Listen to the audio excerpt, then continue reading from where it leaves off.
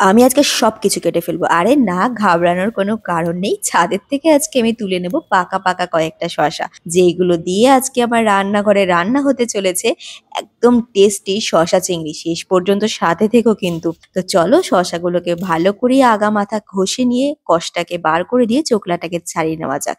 এরপরে super fast স্পিডে আলুর খোসাটাকে ছাড়িয়ে নেব।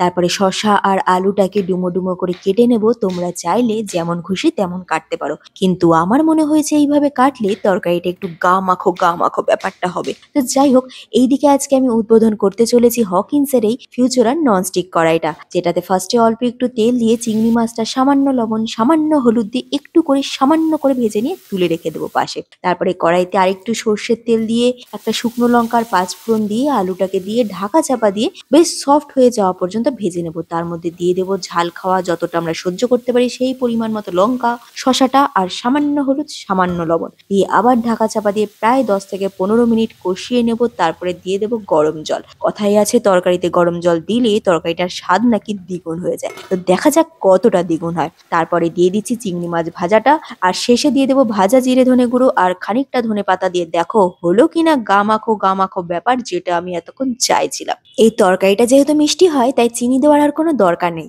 এরপরে তরকারিটাকে একটুখানি তুলে হাতের তালুতে নিয়ে তারপরে ফু দিয়ে ঠান্ডা হতেই মুখে দিতেই পুরো ঝাঁকানাকা ব্যাপার। এরপর গরম গরম ভাতের সাথে সার্ভ করলাম। চলো টাটা, বাই বাই।